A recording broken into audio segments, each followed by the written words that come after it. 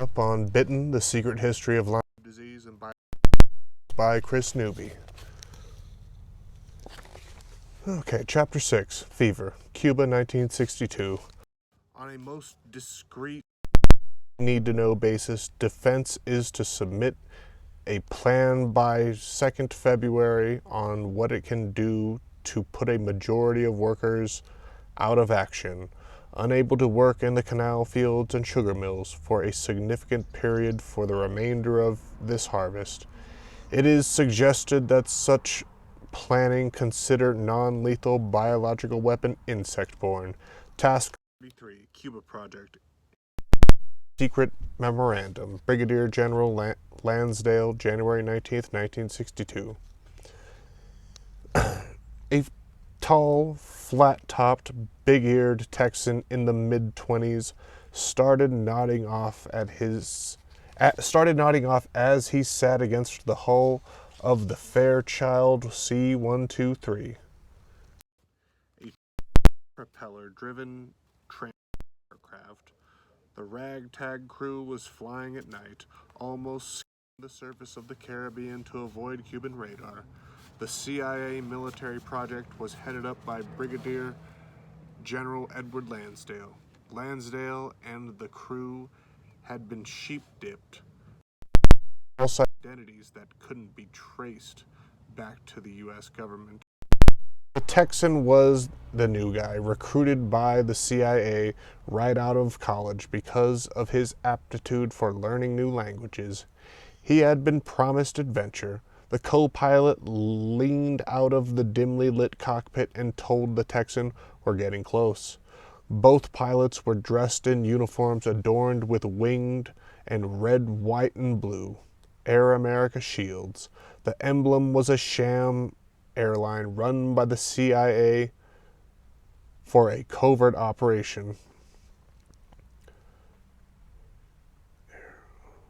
The Texan moved 2 unmarked cardboard boxes up near the cabin door to the left of the cockpit. He didn't know what was inside, only that he was supposed to dump its contents when the pilots told him to. "It's time," the pilot said. The door opened with a blast of air, and the Texan lush vegetation below. He ripped open the first box and yelled, "What the fuck?" It was crawling with thousands of ticks. In haste, he dumped out the contents of both, threw out the boxes, and slammed the door. Shortly after the tick drop, a ground-based mission in Cuba, the Texan returned to his wife and firstborn, a 4-month-old son. Gotta read that again. Shortly after the tick drop and ground-based mission in Cuba, the Texan returned to his wife and firstborn, a 4-month-old son. A few days later, his son came down with a mild fever. The parents erred on the side of caution and took him to a pediatrician who said it was probably the flu and told them to give the infant aspirin and plenty of fluids.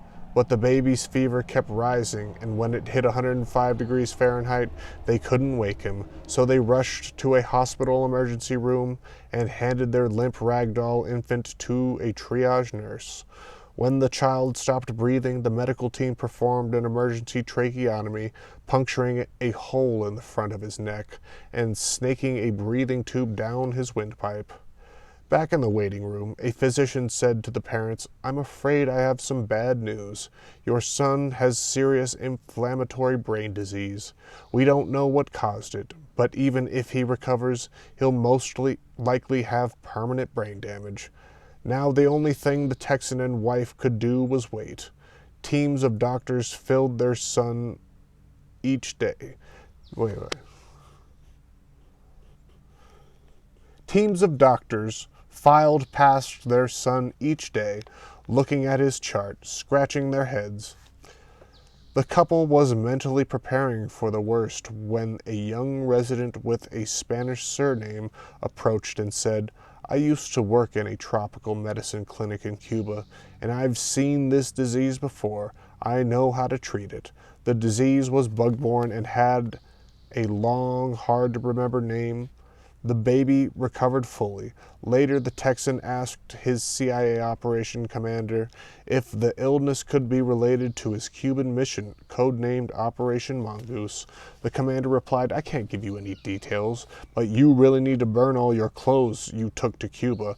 Burn everything." Later, the Texan was told that future drops were being canceled because Cuba's shifting winds had made an accurate payload delivery difficult. "No time, money, effort, or manpower is to be spared," said the U.S. Attorney General Robert Kennedy in a January 19th, 1962 meeting with John McCone, Director of Intelligence, as they discussed the long list of ideas for the Cuba Project, later named Operation Mongoose. This program was directed by the Attorney General and his brother, President John F. Kennedy, to rid the Castro and the Castro regime. It began in late 1961 and ran through the Cuban Missile Crisis in 1962. Operation Mongoose projects were known to a very few people, and their details rarely written down. The preliminary list of Mongoose projects included plots both to weaken the Cuban economy and to assassinate Fidel Castro. Fort Detrick Special Operations Division worked on many of the gadgets that supported these two pilots, such as a cigar poisoned with botulinum toxin, a subasuit sprayed with the bacteria that caused tuberculosis, a booby-trapped conch shell placed at the sea floor, and a exploding cigar. On March 13th, the Defense Department provided a memo to Brigadier General Lansdale and the special group augmented on the Cuba Project. A memo on what appears to be the tick drop, which provided only the barest of details, read, Task 33B, Plan for Incapacitation of Sugar Workers, completed 2nd February. Task as assigned was to develop a plan for incapacitating large sections of sugar workers by the covert use of biological weapons or chemical weapons agents. Studies revealed the idea was infeasible and it was canceled. Chapter 7, Special Operations. London, 1964. Dr. A.N. Gorlick reviewed the characteristics of viral and rickettsial agents currently in the program. The use of multiple agents to achieve prolonged incapacitation was also being investigated. Biological Subcommittee Munitions Advisory Group, October 27th to 28th, 1966. Willie woke up in a hole-in-the-wall room on the 3rd floor of a sooty brick hotel in London. This place was a last-minute arrangement, and his employer had booked his accommodation for the wrong week. He lay there for a few moments, taking in his surroundings. There was an old armory, a filthy bedspread, and a sink basin with a hot and cold faucets that only delivered cold water. I sat for a long time on the bed, experiencing that maybe fleas or bedbugs would come and greet me, but nothing happened, said Willie in the letter to Dale. He went over to the basin and splashed icy cold water on his face and body, and put on his suit and went downstairs for breakfast. At 8 a.m. he walked 2 blocks to the London School of Hygiene and Tropical Medicine. It was June 16th, 1964. Willie was 38 years old, and it was his first day at Guggenheim Fellowship. A few days earlier, he'd left his wife and 2 boys, ages 8 and 9, back in Montana. He was in Europe to learn the art and science of electron microscopy and techniques for working with small rickettsia bacteria and with viruses. The London School was one of the most prestigious institutions in the world for the study of infectious diseases. Before entering it, Willie paused at the front steps and looked up at the place where he'd spent the next 10 months. a 4-story stone building at the corner of Keppel and Gower Street. Opened in 1929, the structure was built in the Art Deco style, and its architects had walked on the wild side when designing the facade. Instead of using the traditional motifs of leaping gazelles and mythological goddesses with flowing hair, they adorned the iron balcony rails with golden bas-relief sculptures of the disease vectors the school studied: lice, ticks, fleas, fruit flies, bed bugs, cobras, rats, and Anthopheles and Culex mosquitoes. Willie entered a wood-paneled lobby, finding it dark and deserted except 2 cleaning women, one wiping down the floors and the other the stairs. "Where is everyone?" he asked one of them. "Well, they don't show up until 9:30, she said. He found the school's library and sat down at one of the study tables, next to a wall of windows, contemplating his future as he gazed along the 2-story wall of books. Before long, an elderly woman holding a dust mop came in. She looked at his American-style briefcase on the table and approached. "Are you Dr. Bergdorfer?" she asked. "Yes," he replied. She led him down a corridor to a laboratory, turned on the lights, and showed him to a desk with a broken chair. The desk was piled high with scientific journal articles on the exciting new field of electron microscopy, along with a few letters to Willie from Montana. Willie walked around the dirty, disheveled lab. There was an electron microscope, a cryostat machine, and glass knives for creating ultra-thin slices of frozen tissue samples. The chemicals and the ultraviolet lights needed a fluorescent and antibody microbe detection, and antibody is a blood protein that helps fight invading microbes, such as bacteria or viruses.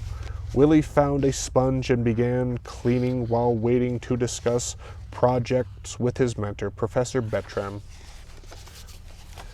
Douglas Bertram, age 51, was a soft-spoken Scot from Glasgow with thick black-rimmed glasses and a mustache like a chimney brush. He greeted Willie with some mumbled pleasantries in a thick Scottish accent. Willie understood half of it. Bertram was a pioneer in developing techniques for imaging viruses using a transmission electron microscope. He first came to the school in 1948 and later set up his first electron microscopy lab. When Willie arrived, Bertram had been using it to study mosquito-borne viruses. He would teach Willie the complicated steps required to prepare samples and view them through this high-powered instrument. He was also the one to break some bad news to Willie. When Willie asked where his lab technician was, Bertram chuckled and told him that he was a student again. He'd have to do everything himself. It was a fork in the road of Willie's careers. For the previous 13 years, he had been the military's go-to expert for mass-producing disease agents inside live arthropods. But now the military had switched to a more reliable method, growing the microbes in vats of soupy growth mediums or in live insect cells in flasks. These microbes could then be freeze-dried or mixed in liquid suspensions designed to be disseminated over large areas in bombs or sprayers. Realizing that he could no longer earn his living as a zookeeper or crawling things, Willie had decided he needed to learn a new skill or he'd be out of a job. He revealed his feelings about this in a letter to Dale in June 25, 1965. Am I capable of learning a new field, or shall I get old and discontent like the other Rocky Mountain lab, or shall I get old and discontent like the others at Rocky Mountain Lab, who are waiting for their retirement? You know as well as I do, Dally.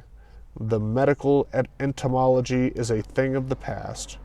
That medical entomology is a thing of the past. I could always find a job in Europe or in the tropics, but that would mean we'd have to leave God's country. As in microbial genetics had opened up the potential of manipulating viruses and rickettsias to create more powerful weapons. Gain-of-function research, both lethal and incapacitating.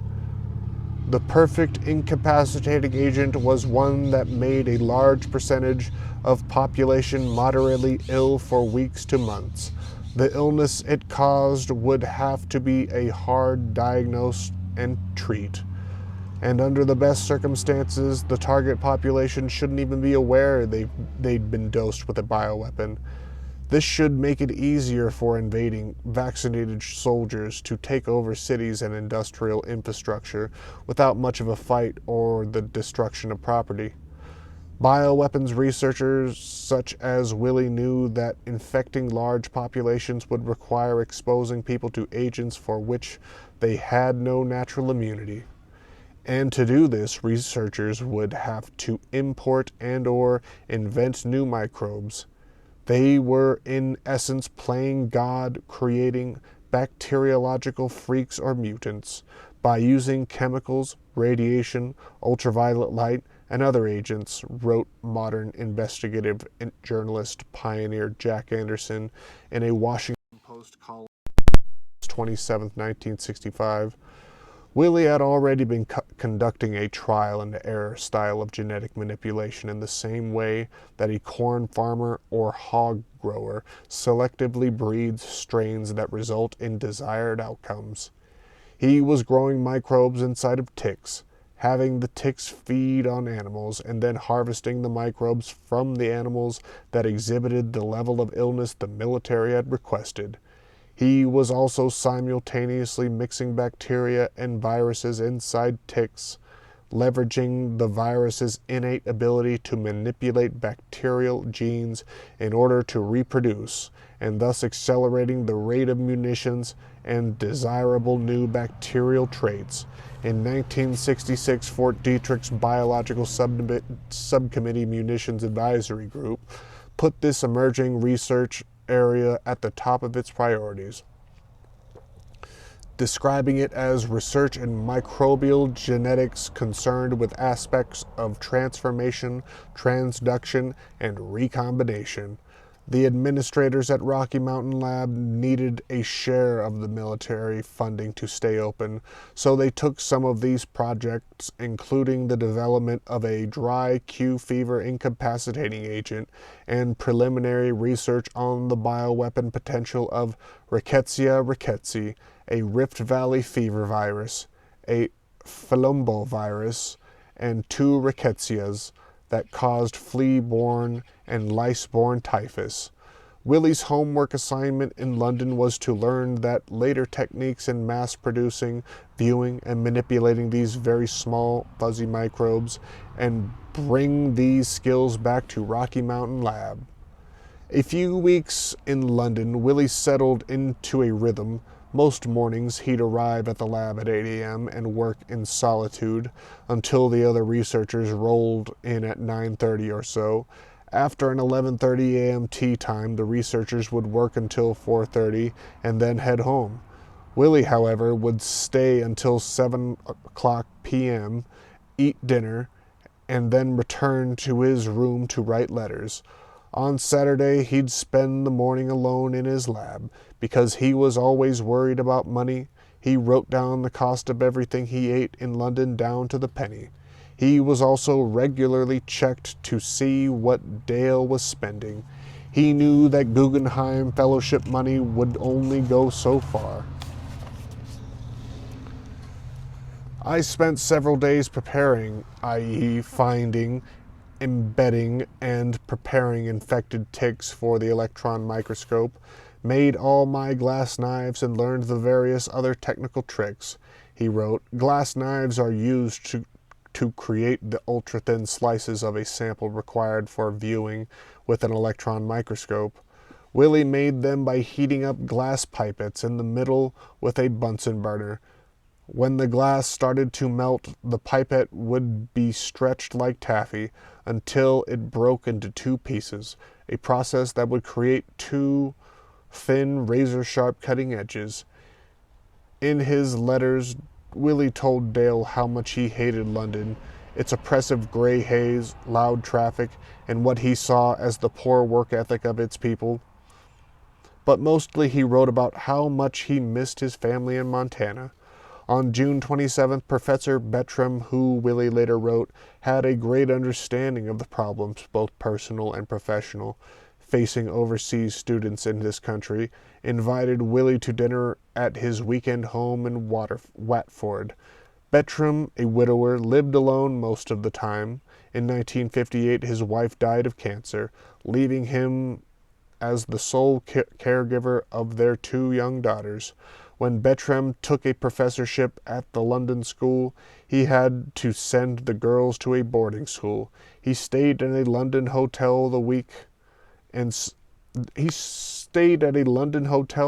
the week and spent time in Watford with them on the weekends. We first had a glass of beer at home, and he showed me his garden and the watercolor paintings he painted himself. Willie wrote to Dale, he loves ships of all kinds. In fact, he wanted to become a sea captain, but the war ended all these dreams. Shortly after enlisting, he was captured in Crete in 1941 and spent most of the war in a German prisoner of war camp. During his imprisonment, he painted the most beautiful pictures, some of them still hanging in his home. On that visit, as they sat in Bertram's garden drinking beer, Willie surprised Bertram with the news that it was his 39th birthday, and the two toasted to another year.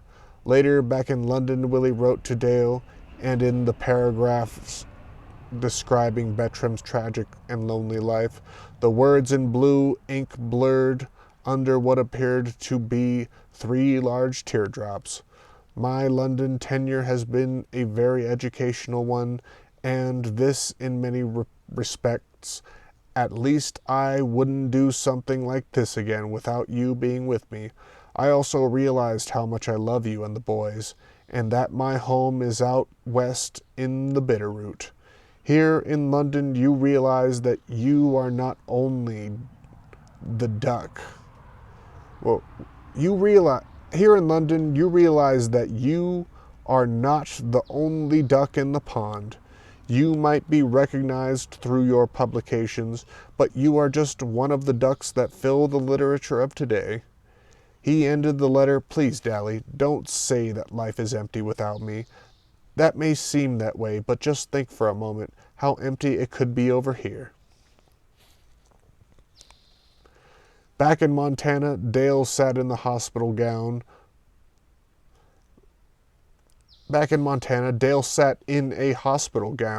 on an examining table in a chiropractor's office in Hamilton. A friend had recommended this doctor, a magic worker who could cure both body and soul. Since Willie had left, her depression had gotten worse. Some days she couldn't get out of bed. Often her mother Minnie, when she wasn't working in the garden department at J.C. Penney, had to take care of the boys. J.C. Penney had a garden department? Her depression and Willie's absence was hard on the boys. In October, Bill, the elder son, told Dale, I wish Dad wasn't a scientist. To which Willie wrote, I am sorry to read about Bill. I have chosen this profession because it was the thing that satisfied me the most. The chiropractor probably discussed Dale's medical history with her and noted that she'd almost died from blood loss the previous year from a growth in her uterus. During that crisis, a surgeon had removed her reproductive organs. A hysterectomy a hysterectomy. At age 44, she was probably experiencing many of the symptoms of menopause. She told the chiropractor how she coped with all the bad things that had happened to her in her life. She traced a cross down her sternum and across her breast and said, "I imagine that I have an iron cross buried in my chest. It has little compartments all along it. When something bad happens, I put that bad thing in the hole and seal it up. That way it can't hurt me." The chiropractor said that he could help her. He told her that the weight of the cross was too much for her to bear. So he put a cloth drape over Dale, Dale,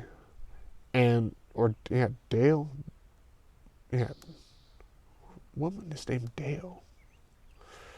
So he put a cloth drape over Dale and performed a bloodless magical surgery that removed the imaginary cross. Years later, Dale's son, Carl, criticized this sham surgery because he felt it was a mistake to remove his mother's main mechanism for coping with all the bad things yet to come. Chapter 8. Behind the Curtain. Britavia, Czechoslovakia, 1965. The Soviets had done research on increasing agent virulence and maintaining high virulence for extended periods of time, retarding aerobiology decay, adapting agents to unusual vectors, and testing the ineffectivity of causative agents of disease not endemic to a particular geographic area. The National Intelligence Estimate, Soviet Chemicals and Biological Warfare Capabilities, February 13th, 1969. "Over here, Swiss cowboy," yelled Joseph Racket as he jumped out of the government sedan, pulling up to Bratislava airport. He greeted Willie with a backslap and helped him heave his enormous suitcase into the trunk. "You, my friend, will be staying at the second best hotel in the country," said Orache. The Slovak was in his early 30s, with a deep dimpled chin and candy-red lips that curled up at the corners. He would be Willie's host for the next 4 weeks at the Institute of Virology, Slovak Academy of Sciences. Bratislava, now the capital of Slovakia, is nestled against the bank of the Danube River, near the border of Austria and Hungary.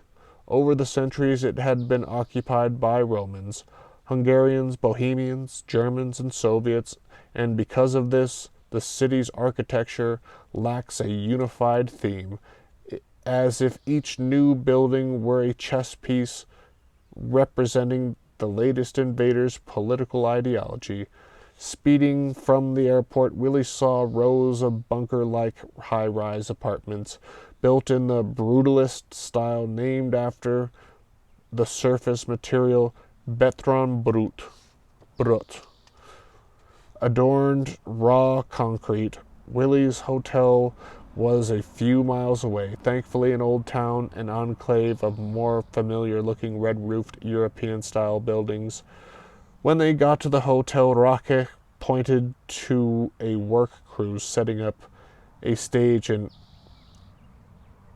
Hvitzdoslav Square,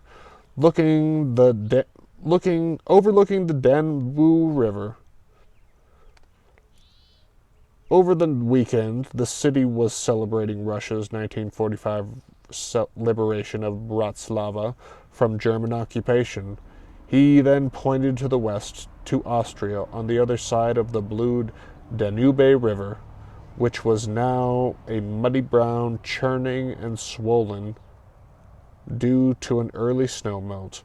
Later that evening, feeling anxious, Willie wrote to his wife, "I hope that the boys stay away from the Bitterroot while the river is high.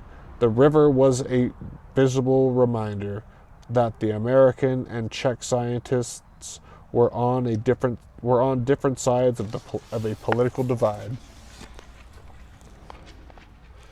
Before the Cold War, scientists from different countries who studied tick-borne diseases didn't worry about politics or borders. They were all professionally rewarded for sharing new knowledge in journals, at conferences, published or perish. Once ticks and their parasites became potential weapons, though this changed, many studies were classified by countries' respective militaries. The relationship between Willy and Roque would be guarded, with each man discreetly trying to learn what he could about the other's assignments. Roque's lab the next day, the men plotted out a research agenda that could be contemplated within 4 weeks. Knowing that his letters would be opened and read by the communist-controlled government, Willy included nothing about his experiments when writing to Dale. An interview with Fort Detrick's Director of Biological Weapons, Dr. J.R. Goodloe, on February 16, 1962, however, one possible research agenda. Research on new agents has tended to concentrate on viral and rickettsial diseases, with major effort directed at increased first-hand knowledge of the so-called arbo, i.e. arthropod-borne viruses. The United States had also begun basic research on genetic manipulation of microorganisms. In the same report, Goodloe added, studies of bacterial agents are also in progress with the aim of transferring genetic detriments from one type of organism to another. The goal of these experiments was to make biological agents more virulent and resistant to antibodies. Gain-of-function research. Willy's personal agenda was to learn everything he could about Roque's new method for producing rickettsia and viruses in live tick cells floating in flasks, considered better than the old method of growing these microbes in fertilized chicken eggs. Roque had his own agenda. He was rolling out the red carpet for Willy, in the hope of getting a 6 to 12-month research fellowship at Rocky Mountain Lab. After his first week in Bratislava, Willy wrote to Dale, Dr. Roque from Czechoslovakia is doing similar work as Juncker, Rocky Mountain Lab virus specialist, but Roque is so much farther ahead, it is pitiful. In his awakened English, he added, their activities are geared after our program at Rocky Mountain Lab. In fact, I get the idea that it looks like a race. Willy worked at a breakneck pace during his stay in Bratislava. He called Roque a slave driver and partied just as hard. The Institute orchestrated social events for him almost every night. In the first week, he attended the opera Carmen at the National Theater, where he was seated in the president's box with top officials from Slovakia, Poland, and Hungary. When he went on a wine-tasting tour in Modra, he spent Easter Sunday at a researcher's home. He watched several soccer matches and went to 3 more operas. Some people from the lab took him shopping, and on his last 2 nights in Bratislava, he attended 2 going-away parties held for him that went past 2 a.m. and left him with a head that felt like a spinning top. He departed from Bratislava with a cold and 23 pounds lighter. Weight loss he blamed on the Institute's horrible cafeteria food, a stomach bug, and coffee that tasted like dirt. Despite the social whirl he was not a happy man. After a year abroad, he was about to return to a depressed wife, his rambunctious boys, and an American roiling with race riots and Vietnam War protests. On Willie's son Bill's 10th birthday, Bill blew out the candles on his birthday cake and made a wish. He wished his father would come home from Europe. In a conversation more than 50 years later, Bill had considered Willie's year abroad a big mistake. It was difficult for his mother, an only child with recurring mental issues, to be alone that long. Sometimes she would just disappear, walking away without telling anyone where she was going. One time they found her wandering in Warm Springs, a town 2 hours from Hamilton. Another time she disappears at night during a rainstorm, and the sheriff had to drive around to find her. On April 7, 1965, almost 11 months since Willie left, Dale tucked her sons into bed and went back into the kitchen to write to Willie. Though she rarely complained in her letters, this time she wrote, "How glad we'll be to have you with us again. Any woman who brings up a family alone really deserves a lot of credit." And we'll leave it off right there. See you tomorrow.